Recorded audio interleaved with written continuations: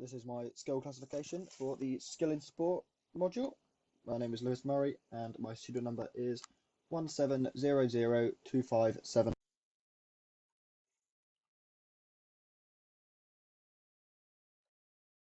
Okay, so the contents of this screencast will be a skill summary, skill classification, which will include difficulty pacing, muscular involvement, continuity and organisation.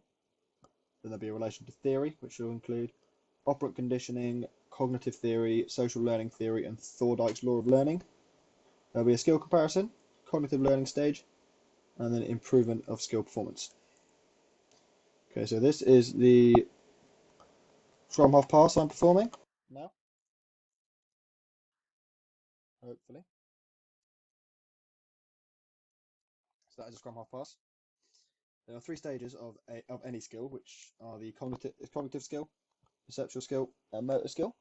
The cognitive skill in a scrum half pass would be how to hold a rugby ball, how to spin a rugby ball, them kind of aspects. Perceptual will be position of the defence, how the breakdown looks, and distance between receiver and pass.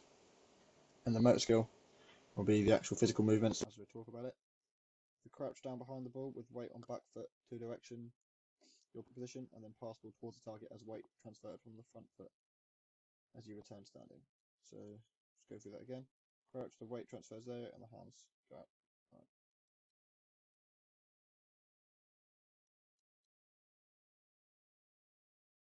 And this is a further breakdown of the skill. So you have the crouch, the grip on the ball, the stance, the weight transfer, and the throw. And then there's a leg bend, you'll lean over the ball. There's a breakdown for the crouch. The passing hand to the back of the ball, and the guide hand to the front of the ball.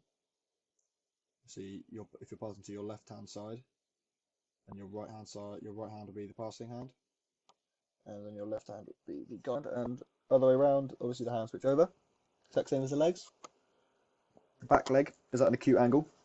So if you're passing to your left hand side, it will be your right leg, that is the back leg, which will be at the acute angle, and then the front leg will be at the obtuse angle. And the weight transfer, as you transfer the weight, you'll push up off your back leg and lean your weight forward to your front leg. Then you'll extend both arms and your palms will face up on the finish of the movement. And then this is breaking down the skill to the motor process. And the input data from display will be the position of the ruck on the pitch, and so you know what sides there are to pass, the distance, the 10 is from you, anything visual or input. Also the weather, any factors that could affect. Sense organs will be what you see, that's what will affect that. So like, for a better example, where the defenders are positioned, so you know what pass is on, how many players your team on each side, how many players the defenders on each side. And the central mechanisms consist of the perceptual mechanisms, the translatory mechanism, and the effector mechanisms. Now the perceptual mechanisms is detection, comparison, and recognition, detecting what's happening in the game, comparing it to previous times you've played a game, and then recognising what skill is needed. Obviously a scrum half pass is very specific, so the ball's at the bottom of the breakdown, you may have to perform a scrum half pass. But this is important if, let's say, the scrum half is injured or is at the bottom of the ruck, and any player has to fill in because the 10's calling for it or the first receiver's calling for it because he's got space. Everyone has to be able to perform the skill at some degree if it comes to them in that position. That's when you'll go in and think, oh, do I need to join the ruck or do I need to pass the ball? And the transitory mechanisms, when it links current experience from past experiences. So maybe there's been a game prior to the game you're playing that you've been there, and the scrum half's been on the floor in the bottom of the ruck out of play, and you've had to pass the ball. So you think, oh, okay, well the last time I done it was this far away. This time it's a bit further away, so I'm going to need to pass it a bit further. And then the effector mechanisms is what sends the signal to the muscles required. So you think, okay, so I need to transfer the weight more. I need to put more, pass it at a higher angle to get the distance. And then the output data is the actual move, and the feedback data will be the result of the skill performance. Now to classify the skill, it's classification done by McGill. You have difficulty, environment, pacing, muscular involvement, continuity, and organisation. Now on terms of difficulty for the skill, I've classified as a simple skill, as there are few decisions and the skill can be learnt as a whole. in terms of environmental. It's an open skill. It's externally paced, and the environment affects the speed and time spent performing the skill. So if it's a rainy day, a windy day, you've got to take more time into making sure that the skill is proper and goes to the target. And pace is controlled by the defense or the weather. And the pacing is externally paced, as it's reaction based. The defense could rush up on you. If depends on looking at the ruck. If they're quite close, you know you need to get rid of the ball quickly. If it is a nice shape and there's a lot of space between you and the defenders, you've got a bit more time to make your decision. But also, the urgency of the skill will be determined by your receiver, of the person who's receiving the ball. If he wants it fast, wants it quicker, then he'll ask for it quicker, so you'll have to speed up. The muscular involvement is a fine skill, as hand-eye coordination determines the success of the skill, and precision and accuracy is key for the effectiveness of the skill. Now, the continuity of the skill is a discrete, because there's a clear start and end of the movement. You'll approach the ball, pick it up, pass it. That's the full movement. It's not like, for example, riding a bike where it's one left foot goes down as the right foot comes up and it's continuous. And it can't be performed unless there's a breakdown in play from a ruck or a line-out. It's low organisation, as it is easily identifiable into subroutines, and it can't be. And the skill can be broken down into stages, as we've done on the fourth slide. Now, in relation to theory, I'll be covering operant conditioning, cognitive theories, social learning theory, and Thorndike's law of learning. Operant conditioning is effective for scrum-off pass, as trial and error is effective, as it allows the performer to physically feel the amount of power and angle of arms on release that work together effectively. So this, like I was saying about distance of the receiver. No, but what you personally feel is right for you, as you keep attempting the skill, there'll be some times where it will go really well, and then there'll be times where it will go a bit haywire, where as you keep repeating the skill, you will eventually confirm into your head, and it will become almost natural. So when you approach the ball, you'll look at the target and say, okay, well, I know how far away he is, so I know how far I have to pass the ball. That's how operant conditioning comes in. And video breakdowns of the skills help see the correct foot position to receive optimum efficiency from weight transfer. There is a video that I have here, but I've also covered it later on the skill performance comparison, so we will cover it there in more detail. Cognitive theory, the understanding of where and when to skill is not so relevant for the scrum-half pass, but at which pace to perform the skill is benefited from observing other performances of the skill. So let's say there's the first receiver wants the ball quite quickly, so you need to get there quickly, but obviously where and when the skill is performed, it's at a point. You don't need to watch a game and think, oh, okay, I need to see that. That's when they perform the skill, because it's very obvious watching when there's a breakdown. Important cues consist of information, own team, and responses of opposition. So depending on what side the defenders are, how far away your receivers are, that's how cognitive theory is a factor.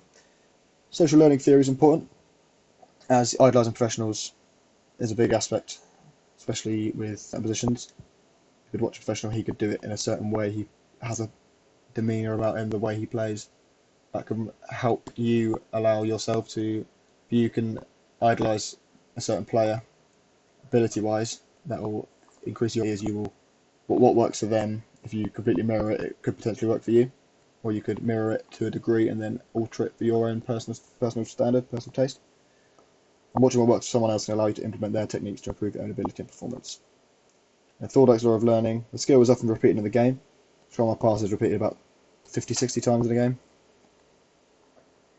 So repetitive practice is beneficial for consistent performance, because you need to be able to pass as good as your first pass. Your first pass needs to be your last pass as a scrum-half. And the consistent repetition will encourage autonomous learning of the skill. And then more repetitions will increase confidence to perform the skill, allowing a more natural feel and an increased ability. Now, skill comparison, I'm going to be comparing these two skills here. There will be obviously the video that we watched earlier, which is me performing the skill, and then compared to the player for Ireland and Munster, and there'll be a video break of the weight transfer as well as the pass performance.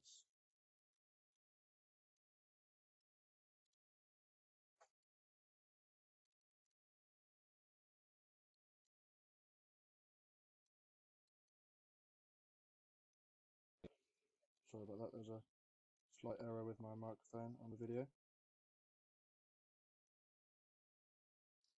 Hopefully it won't cut out again if I try and play this video.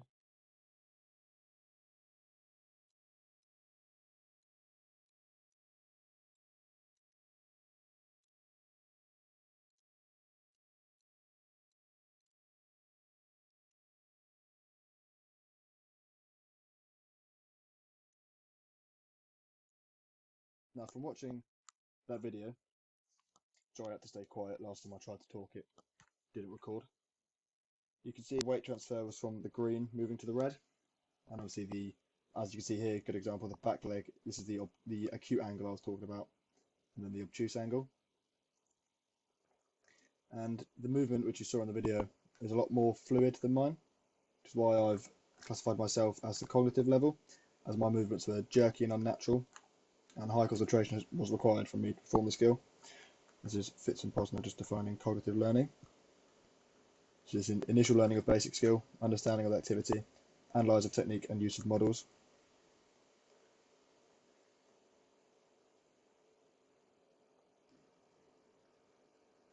Now these are just some quotes about the cognitive learning stage.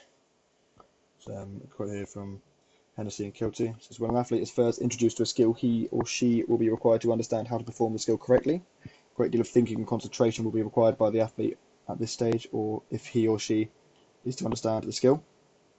And the skill is largely academic and intellectual. If you're currently applying this skill at all, it's with the aid of a mentor or a tutorial, which, like I said, with the video. And then, regardless of skill level, when a new skill is presented, there will be a mistake that's experienced by a participant. A beginner may make many mistakes and errors initially by comparison to the experienced skills that participant. And that's more for new learners. The problem is to be solved in the creative stage is understanding what to do. And this slide.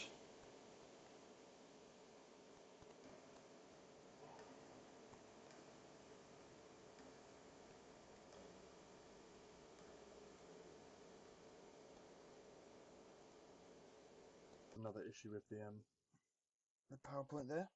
This is the slide that it wouldn't come up.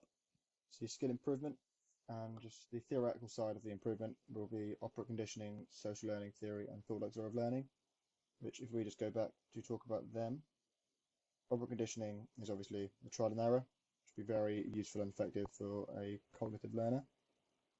And then social learning theory is important as idolising the professional, as in watching that video of Conor Murray perform the skill.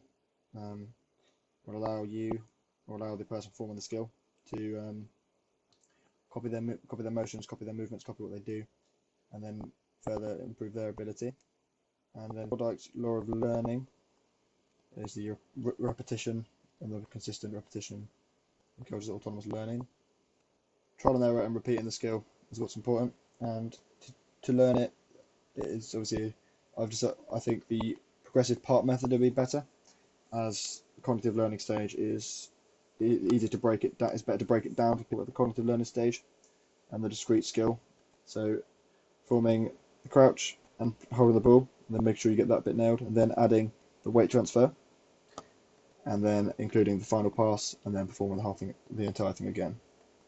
So if I was to cover that on my video, it would be, it won't let me play that. But as you saw in my video, it was the crouch with the leg bend, picking the ball up, and then the weight transfer, and then the pass. This is the reference list. Thank you very much for listening.